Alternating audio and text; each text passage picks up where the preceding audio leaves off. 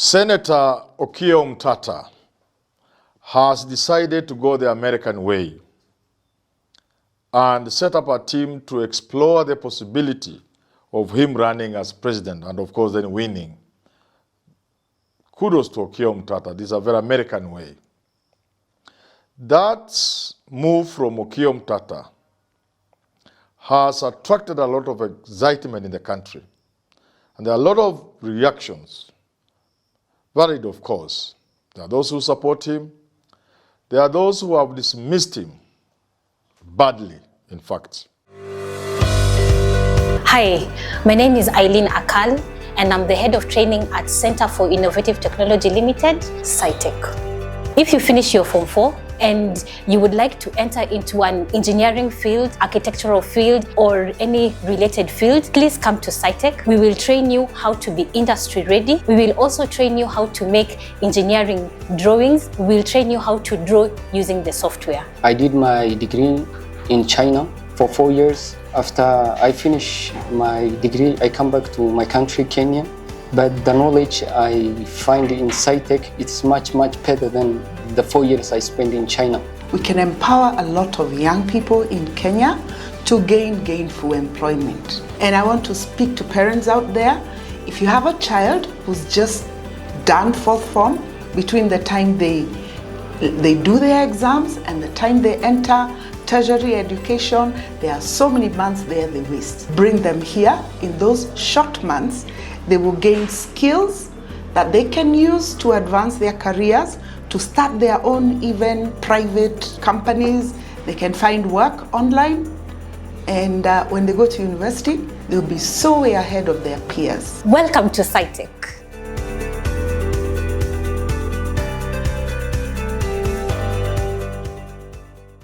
The newspapers are also full of the many people who are either saying they are going to run, or interestingly, those who have been mentioned by people.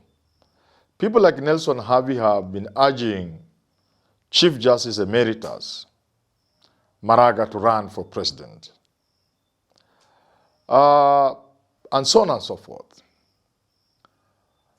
About a week or so ago, there was talk carried in the media that Fred Matiang'i had approached and hired a serious media consultancy company from Canada. The company said to have made it possible for the former president of Botswana to be a one-term president. Other names continue to come up to join the already established names, especially that of Kalonzo Musyoka. Jimmy Wanjigi is there, and so on and so forth. Now, this reminds me of the year 1990, 91, 92, when after many years, multi-party was allowed in the country by law, Kenya having been a one-party state from 1982 or thereabouts, and much earlier a de facto one-party state from the time Jaramogi Oginga Odinga's KPU was banned or proscribed. There was so much excitement, and I'm looking at that time and I'm looking at today, and there's a parallel between then and now. There's this feeling in the country that William Samoei Arap Ruto is going to be a one-term president. It is that feeling that is making many people think the goalkeeper is not in the goal post, and therefore anybody can score. In the year 1992, when it looked obvious KANU was being vanquished, Moi was losing power, sensible men and women who knew the history of this country, the struggle for multipartyism, the struggle for democracy and good governance, people knew it was going to be Jaramogi Oginga Odinga, to be supported by all opposition forces. They were wrong. The original Ford that was established at a great risk. The Ford that caused many people to be detained, to be tortured. The Ford that led to Charles Rubia and Kenneth Matiba not only being detained, but having their health completely vanquished. For Matiba never to recover. That Ford was going to carry the day if they had supported Jaramogi Oginga Odinga, the obvious choice. An old man who had done everything one could do for country. A man who was old, and all it required was a Matiba support, and they would have won. And naturally, whether Matiba or whatever it is would have succeeded Jaramogi, because Jaramogi was an old man. In fact, he went to his Mecca a year or 2 years after that election. Matiba and Shikuku went their way, causing a split in the Ford, so that we had Ford Kenya of Jaramogi Oginga Odinga and the Young Turks, Herman Manyora, Raila Odinga, James Orengo, Kiraitu Murungi. I think Kiraitu Murungi finally, did he go to DP? I think he must have joined DP. I can't quite remember. I think he joined DP, yes. Or something like that. I can't quite remember. But they were there, Young Turks. The end of Ford. Then when Matiba was almost carrying the day, again Mwai Kibaki came up with DP. And that meant Moi went back. The combined vote of the opposition would have seen Moi go home to Kabarak. But he went back as president. And the same was repeated in 1997. Today, why everybody is showing serious interest in the president, they believe William Samoei Ruto is a one-term president. That's why I'm drawing parallels. But I want to say this. Those who are trying to be president, let nobody discourage them. Let as many as are interested declare their presidency. So those who are vilifying Marara, those who are vilifying Umtata, don't. Let them be there. The more the merrier. But I want to point out something. I want to advise anybody who thinks Ruto is finished to think twice. In that corner of Ruto, there are two foxes. The old fox, Raila Odinga, and the young fox, William Ruto. If you think they are a pushover, Americans will tell you, you got another think coming. So don't get so excited. Don't write off William Samoei Ruto. I know if I say this in some corners of this country, people will beat me up, but that is the truth. I'm telling the aspirants again, please, don't overdo it. Just let Kenyans know you want to be president. Put in your best. But this is my analysis of the situation. If things go the way they are going, it is the people of this country who will decide the person to go against William Samoei Ruto and most likely win and become president. So whereas you have every right and justification to put in everything you can, to put your name outside there, put your best foot forward and tell Kenyans you want to be their president, don't overdo it. Because at the right time, it is Kenyans who will determine who becomes president. There are moments like those, like in 2002, when initially there was just the usual tea sessions between the late Amola Kijana, Mama Charity Ngilu, and President Mwai Kibaki. They had endless tea sessions and people were making a joke. What are two men doing with one girl? And it would have been like that until a moment happened. And there are people who blame Raila for saying Kibaki Tosha because he could have curtailed their ambition. The truth is, however, moments like those always bring out somebody. It becomes clear that this is the man. Whereas the torturing from Odinga, Raila Odinga, was a serious move that took many by surprise, that ended many people's career, that made many people annoyed. Kalonzo was there, Saitotu was there, and others.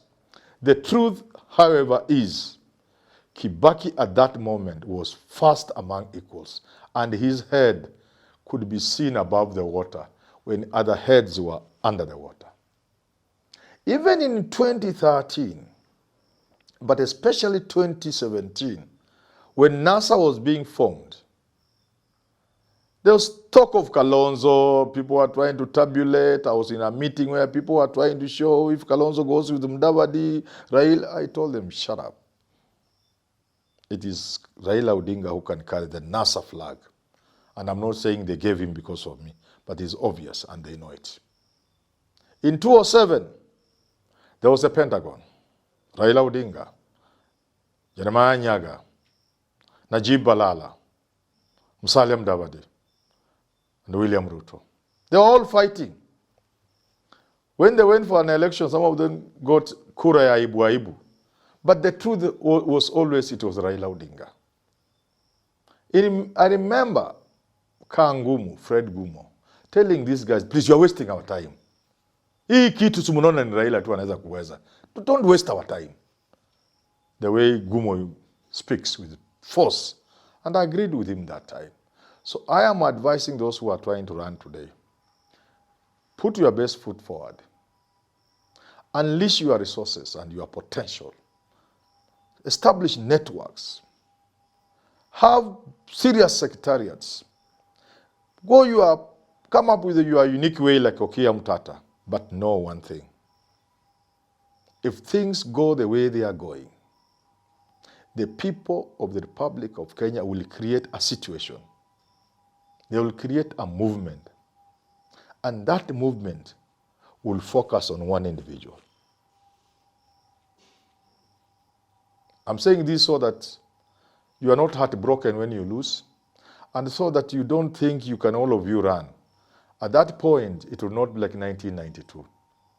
It will not matter how many people will ignore what the people are saying and run. They will have no impact completely.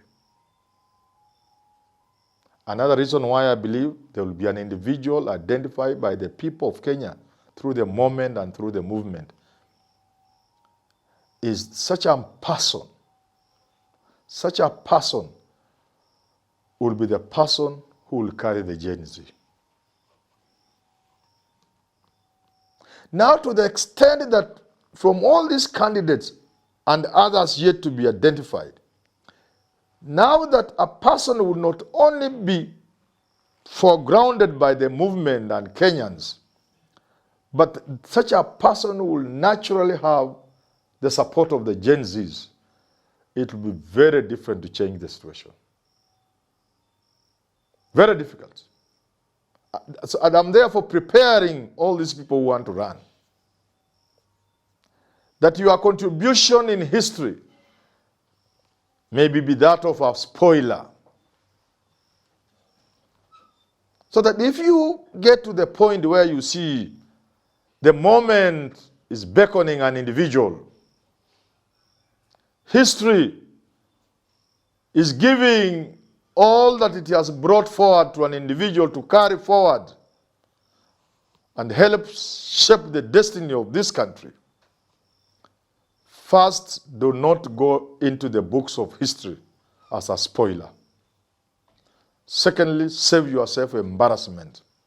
Because it would not matter at that time the sort of name you'll be having, the sort of investment, the sort of effort you sort of effort you put into the campaign between now and 2027, it will not matter.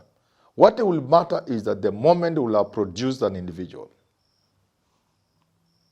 And you are trying to go against the movement, against the current, against the individual, will be an act of betrayal. We'll be trying to wrestle history. I doubt that any man, or woman for that matter, has successfully wrestled history.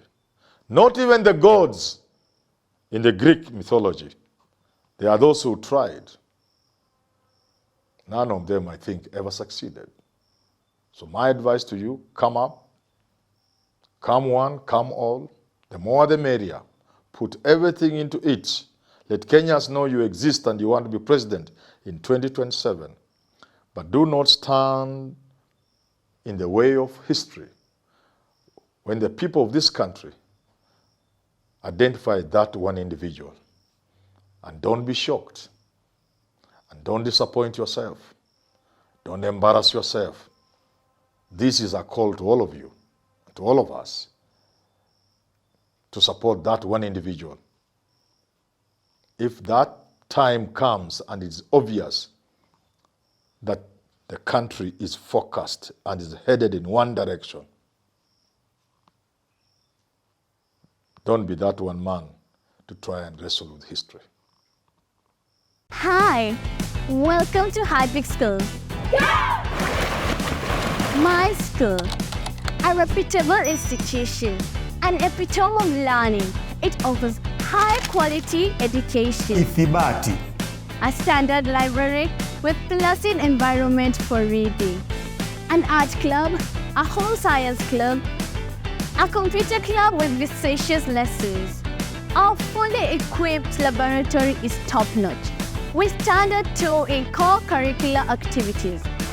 Swimming, karate, table tennis, netball, basketball, volleyball, just to mention but a few.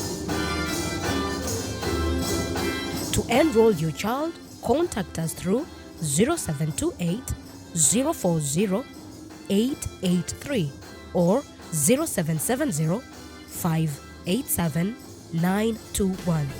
High-Peak Schools, quest for excellence.